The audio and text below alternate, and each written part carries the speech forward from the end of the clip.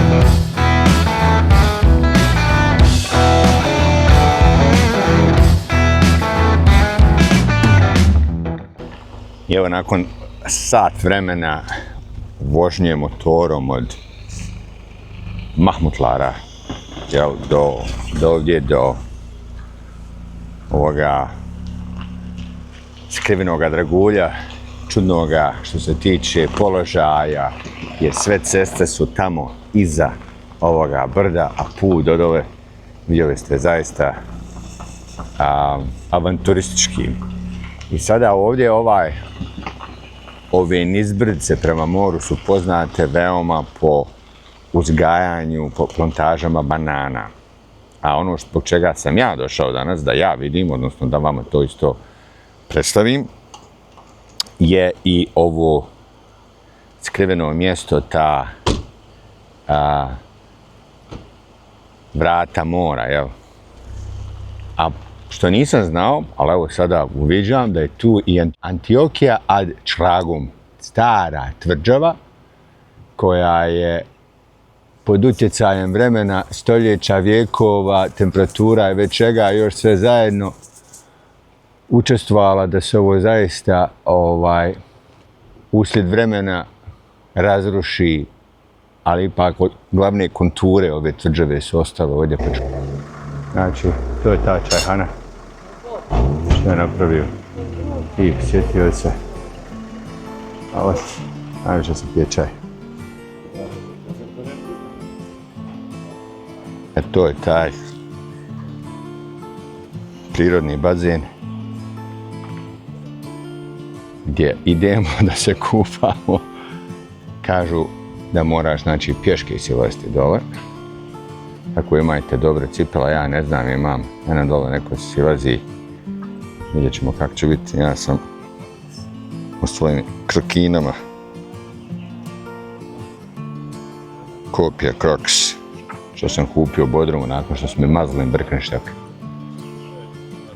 Pa ima još neka tvrđava. Interesantno, pustit ćemo dron Igore i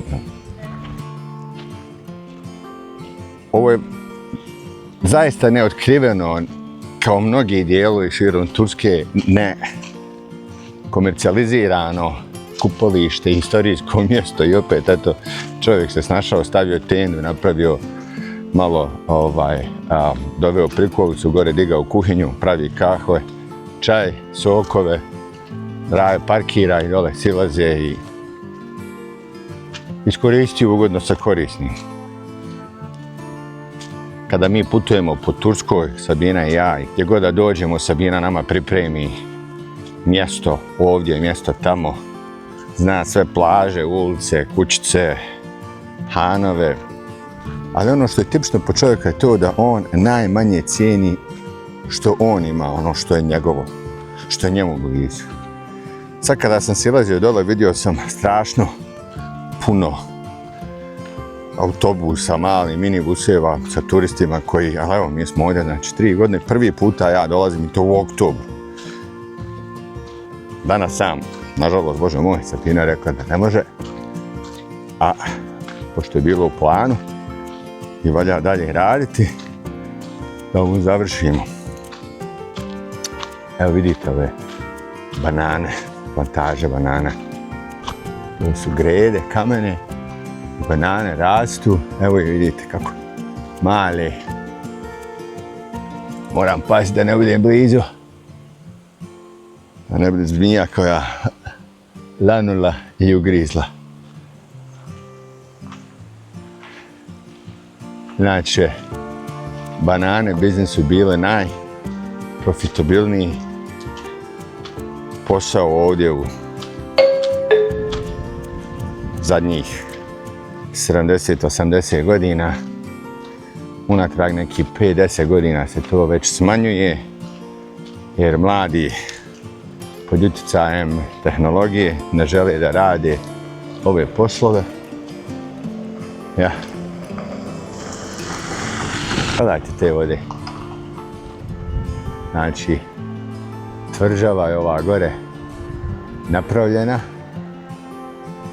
Ja trenutno nema nikakvih podataka, pa ću to uz video raditi naraciju, tako da ću vam dati više informacija, ali je fenomenalno. I znači ima ovdje nešto. Sada kada bi bili filmovi, odnosno serije kao Game of Thrones, oni bi sad ovdje napravili mostove. Fenomenalno. Vidite, gore se vide obrisi tih tvrđava. A voda je rajska. Put je za divo koze. A pošto sam ja iz one generacije koja je još po Bosni i Hercegovini odrastala u brdima i po selima, tako kad smo se igrali, Zdenko i ja, Vrba, tako da smo mi donekle iskusni, stvari to kažem sada na početku ove emisije, a šta će biti na kraju? Zaista, evo, mislim, vjerujem da u Turskoj ima taj osjećaj mirisa borove šume, ali nisam od kako sam u Alanji osjetio da evo sada, ma tamo u Avsalar, između Avsalara i Okuđalara u Orman parku, jel već kako se zove onaj park gdje domicilno stanovništvo ide.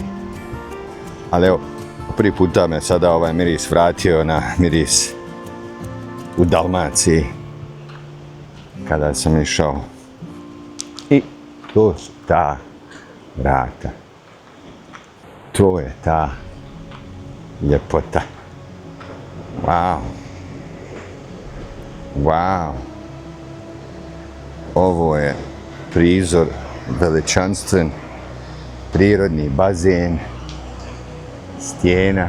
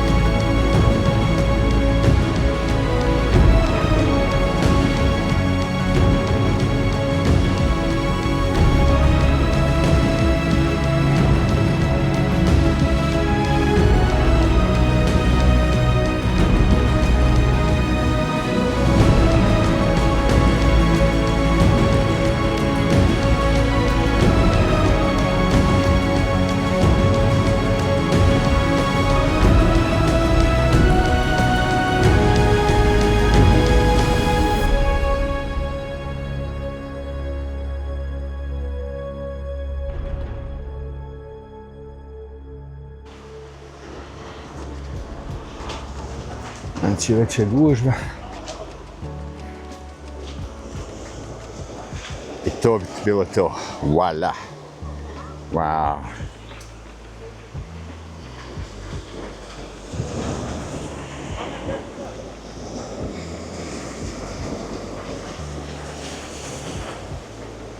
Valovi su malo jači i žešći.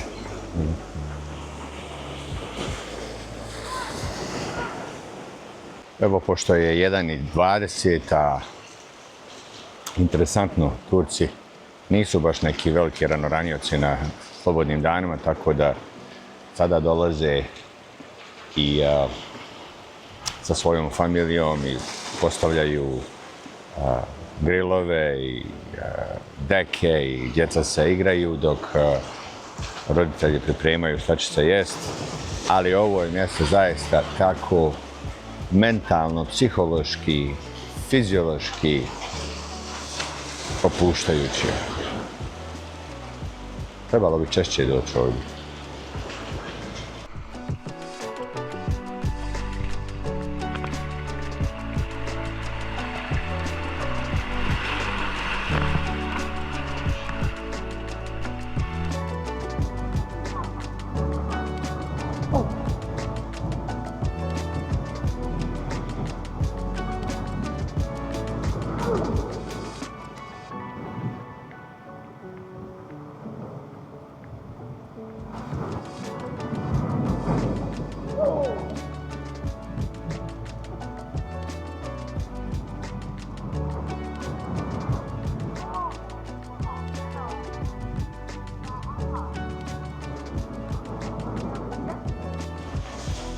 E sad, kako to u životu biva, uvijek je lagano sić, ali put ka gore je zeznut. To je taj prilaz toj lijepoj plaži. Kad sam silazio i snimao, nije se sticao baš tako dojam koliko je to zeznuto. A evo, usput dok se penješ gore, tu je smeće, flaše, vidiš, sramota. Idemo gore. Kroz ovo kamenje. Jedna ruka, opa, kamera, jedna ruka, balans. Opa. Prva etapa penjanja je prošla. Ljudi još dolaze, come on. Ljudi još dolaze. Ovi koji su spavali malo duže, jer su skontali u 12 sati gdje da idu. Zato sam ja rekao da trebam izaći iz kuće u 10. Iz razloga toga da pogodim kada je sunce zbog drona, da ne ide dron u susret sunca, onda su slike malo lošije. Nadam se da će ispred dobro. Zaboravio sam kartu za dron pa sam snimio na daljinski. Nadam se da će proći. Ali ovo mjesto se već, znači 10 do 3, nakon što sam se ja okupao, malo snimio, pročitao jedno poglavlje ove fenomenalne knjige od Rahmetli Džabala Karahasana, rodom iz Duna, koju moja majka kaže da ga je čuvala kad je bio mali. Strašno bio pametan, čudan. Zato piše dobre knjige. Evo, ljudi dolaze, čovječe, u roju. Kad sam ja došao, bilo nas je 4, 5. Aj, sada već u vodima 20 ljudi. Vani oko 20-30 i dolazi još više. Vratno se dijeli na ove dvije plaže. Ova druga plaža je zaista lijepa, ima lijepu turkiznu boju vode. Pa je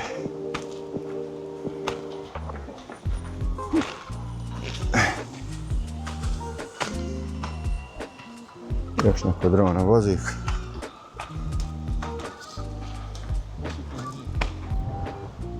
Evo još mala vizualna ilustracija kako je to sa ovim iskopanim prilazom i nepostojećim stepenicama.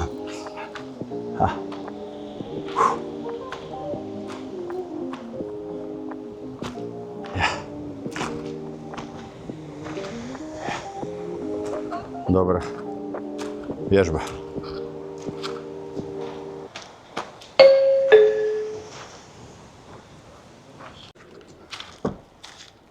Tri sata. Evo. I parking je pun. Duplje pun. Kad sam ja došao, bilo su 2-3 auta, sad su tu već nekolicina automobila. Minibus sa ovom kozim stazama, ulicom što se vratio, što se spustio, kako ćete popijeti. Moj dragi Alana pomoći. Iznad tajanstvenog Kraljevog zaliva, kralj Koju, plivajući nad strmim liticama, stoji tihi svjedok burne prošlosti, antički grad Antiohija ad Kragum. Ovaj drevni grad osnovan je u 2. vijeku prije nove ere. Lokalno ime Kraljev zaliv potiče od legende da je ovdje plivao sam osnivač, kralj Antiohos IV. Epifan, birajući ga za svoje tajno kupalište. Njegova lokacija je izuzetno strateška, smješten je na visokim liticama koje se strmoglavo spuštaju u more, pružajući idealnu tačku za kontrolu obale i plovnih puteva. Strukture koje vidimo na samoj ivici litice su ostaci citadele, srca odbrane Antiohije. Ova tvrđava je bila od vitalnog značaja. Regija je u antičko doba bila ozloglašena po gusarima. Antiohija je služila kao ključna tačka u borbi protiv njih, sve dok Rimljani nisu uspostavili potpunu kontrolu. Grad je najveći procvat doživio tokom Rimskog carstva i u ranom bizantijskom periodu sve do 7. vijeka naše ere, kada je bio važan dio rimske provincije Kilikije. Jedne strane je citadela, tvrđava koja se dramatično spušta ka prirodnom čudu Delik Denis zaliva. S druge strane, okružena je današnjim plantažama banana, po kojima je Gazi Paša poznata. Preko puta glavne tvrđave, na teškom pristupačnom brdu, nalaze se usamljeni i masivni kameni blokovi. Ovo je rimska nekropola, vječno počivalište utjecajnih građana Antiohije.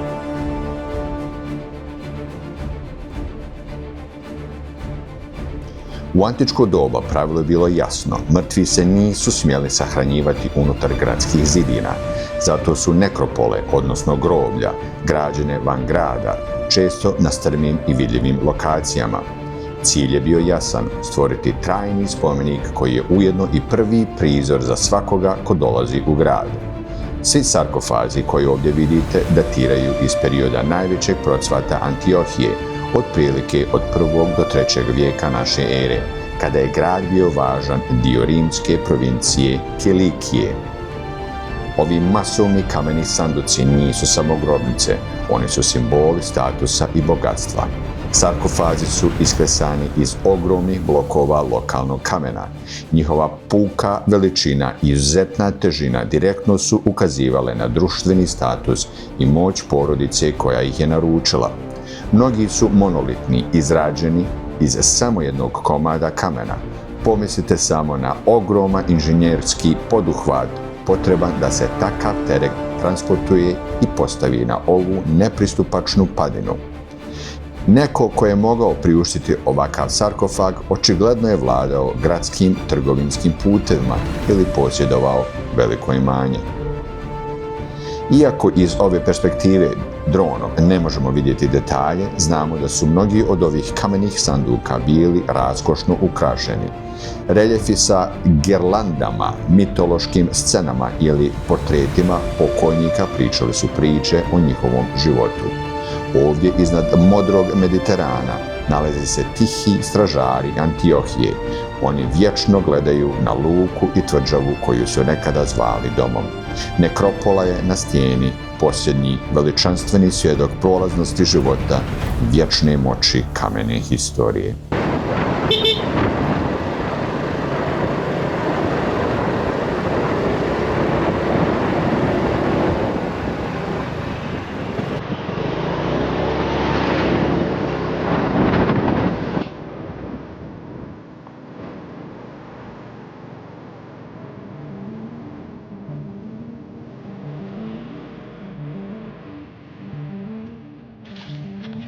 moj današnji dan ovoga nedeljnog izleta u posjeti predivnog prirodnog bazena.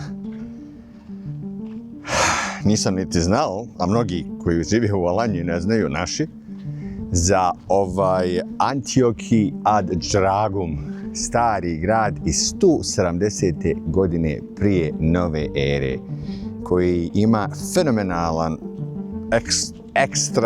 extraordinary, što bi rekli Amerikanci, pogled na more, nadgleda sve. Evo, iskopine se rade ovdje, ministarstvo tursko zaduženo za ovaj segment svoje države, svoga društva, kao i svugdje drugo u Turskoj rade i prave, pronalaze iskopine i ima tu dosta da se radi. Znači u nekome krugu radijusu od 120 km samo od Antalije vamo do Gazipaše preko Sirija, Manavgata, Avsalara, Alara, Alanja, Mahmutlar, Sapadere i evo Gazipaša, vratiš se nekoliko hiljada godina unatrag. Nevjerovatno, mislim. Ja sam radio dosta snimaka iz zraka, a sada pješačim Antiochia ad Dragum per istili alan kaze onarım ve konzervasyon işi. Gelecek Miras. Gelecek Miras je ambiciozan i sveobuhvatan projekat Ministarstva kulture i turizma Republike Turske pokrenut s ciljem očuvanja, obnove i promocije turskog kulturnog nasljeđa, posebno arheoloških nalazišta i antičkih gradova. Nalazište je poznato po izuzetnoj arhitekturi, izvanredno očuvanim mozaicima koji su predmet tekućih iskopavanja, uglavnom pod upravom tima sa Univerziteta Nebraska-Lincoln. Međutim, značajnim otkrićima su mozaici. Grad je posebno poznat po velikom broju mozaika. Jedan od najpoznatijih je veliki mozaik bazena, veliko kupatlo i elaborat geometrijske mozaične ploče. Latinski mozaici su otkriveni kao neobični i duhoviti mozaici na podu antičke latrine javnog toaleta, uključujući prikaze mitoloških figura poput Narcisa i Ganimeda, koji su tumačeni kao svojevrsne prljave šale iz rimskog doba. Ruševine uključuju kolonadnu ulicu koja služila kao glavna tržnica, veliki kompleks kupatla i gimnazijum, akropol s domaćim strukturama, kasno-rimska vila sa mozaicima, utvrđenja rimska nekropola i preša za vino i ostaci bazilike crkve. Ukratko, Antiochia ad Dragum nudi uvid u bogatu mješavinu helenističke, rimske i vizantijske istorije, a izdvaja se po svojim mozaicima koji često nude iznenađujuće uvide u svakodnevni život i humor antičkog svijeta. Hodamo historijom, stepenicama. Naravno, I love this.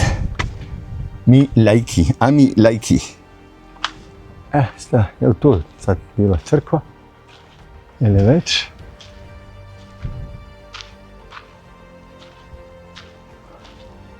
Mislim je crkva dole. Ta trgovinska ulica, što kažu. Ne je bilo.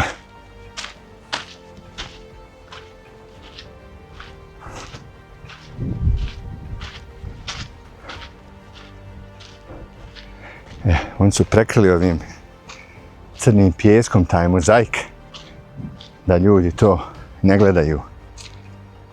Taj mozaik koji sam spomenuo, mozaik, te ploče su ovdje. To su tako kupatila, te fontane. Sad mnogi idu ovamo da posjete ove velike građevine, a ta crkva, ja mislim da je tamo. Na Čašku. Naravno, kako to i kod nas. U mojim rodnim Zavidovićima u našoj staroj ulici, kako smo mi zvali crkvena ulica, jer u toj ulici je bila svako svrha prema dole katolička crkva, onda malo stari Dubrovački put bila pravoslavna crkva i bila džamija. I mi smo to zvali Jer ulica je Stjepana Radića i mi smo je zvali Crkvena ulica.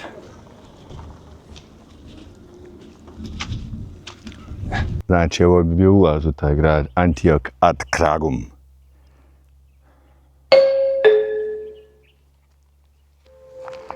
Ajde mi idemo dalje. Amir je odlučio, nanijetio, pa će otići da vidi da li je tu ta crkva.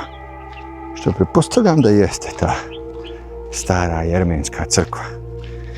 Jer kao što mnogi znaju, neki ne znaju i dosta i ne znaju, da je prva hrišćanska država u svijetu Armenija. Zmije i ostale grabeži, bježte od mene.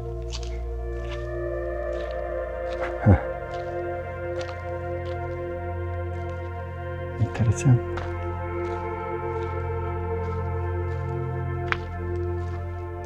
Ja zaista pretpostavljam da je ovo bila crkva. Ako? Ili možda predstavljam se na oltar. Znači on za svijeće. Da. Ja mislim si pravo. Nisi Indiana Jones. Auč, nabao sam se na kamen. Da. A ovo bi znači trebala. Jeste, prekrivanac upao na prekriveno, znači ti mozaici su ovdje ispod. Amire, bravo, svaka čast. Amire, ti si car pepela i plime. Što je moj profesor matematike Mido Merović znao reći. Ti si car pepela i plime. Pa da, evo sve je konzervirano. Oni ovdje prekrivaju, prekriveno je tu sve. To je njihov način da zaštite, što razumijem.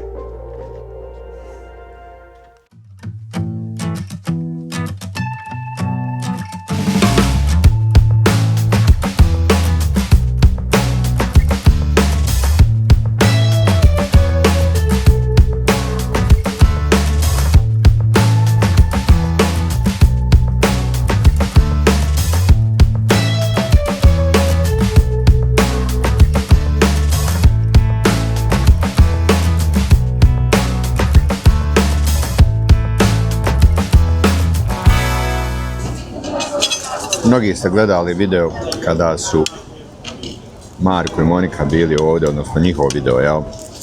I kad smo došli i doveli ih u ovaj restoran u Gazipaši na ribu, su se oduševili. Pa na mome putu danas izletu ugodno sa koristim, gdje sam radio za ovu reportažu i sada kako ćeš proći kod Gazipašu, a da ne jedeš ovu sibes, levrek, ovdje i u dobru njihovu salatu, avokado salatu koju oni imaju. Ovdje je kila levreka 600 lira, a sad kad smo bili mi u Bodrumu i Kušedasiju i ovim ostalim mjestima smo plaćali i po 2000 lira kilo levreka. U Izmiru već, tu smo sve išli, jel?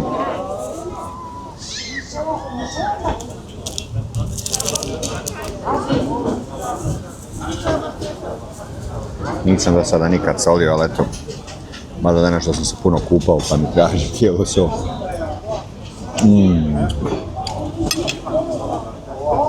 I ova morska trava.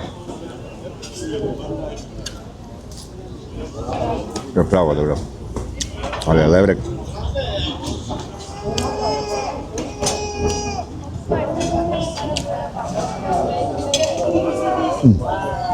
Tako pikantan, tako mekan, tako ukusan. Ne znam da li jedem piletinu, ribu. Zaista je. Ovdje je vala najbolje pravi. Ovdje u Gazipaši imate ovaj mol preko puta Kefura i na preko puta imate ovako niz radnji sa restoranima Ja preporučujem uvijek ovaj prvi, kad gledate na nič lijeva na desno, prvi restoran, on je najbolji. Sa žutom tindom. Ova avokado salata je... Boli glava.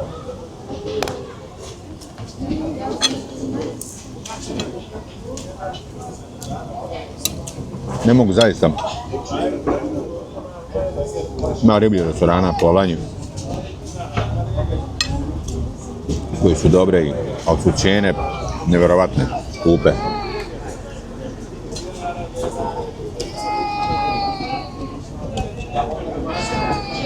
Mene ovo neće ni za $15.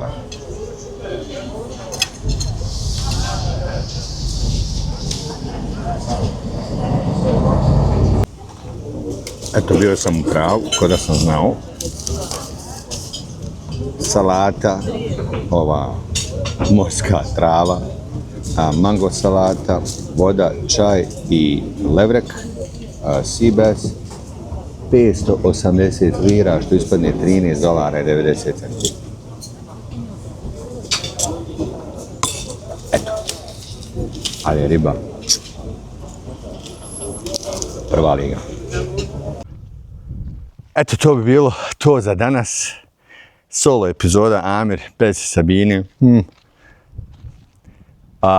Volio bi da je Sabina došla, da je uživala u ovim pogledima, ovim istraživanjima i ovom kupanju. Mada sumnjam da bi se kupala, vjerujem da bi bilo bi avantura s njom i silaziti niz one litice, kamenčiće, tako dalje. Možda bi ostala ona gore, kaže, rekla bi, aj ti se kupe, ja ću biti ovdje. Ali je fenomenalno. Ovaj proveden dan u pravljenju ove reportaže gdje sam se i kupao i čitao knjigu i pričao sa ljudima. Jedna porodica mi je turska, sa početka emisije su mi čak i ponudili da jedem. Ja sam iz kurtoazije, mada nisam mogao, ali tu da sam jedno pileće krilce. Zahvalio sam im se. To je to tursko toplo srce, gostoprimstvo, ljepota što mnogi su oduševljeni prirodom, razočarani bahatošću ili neartikulisanim cijenama u dvije ulice koje se dodiruju, ali ono što je konsenzus iznad svega je to da tursko toplo srce, merhamet, dušu, teško da ko ima u svijetu. Imamo i mi kod nas u Bosni i Hercegovini, ali tursko je ipak nenadmašivo. A ja se opraštam s vama za danas. Moja bijela lađica Honda Forza 350 kubika, vozio je Amir nekada 1800. Bila su i to vremena. Danas, kao što u životu što to biva, čovjek samo spada. Misli da gubi, a u stvari svakim danom dobiva. Nadam se da smo mi dobili još vašu naklonost, da nas gledate i dalje, preporučite nekome drugom, da nas obavezno zapratite i čekate našu sljedeću epizodu. Vidimo se u nekoj narednoj epizodi.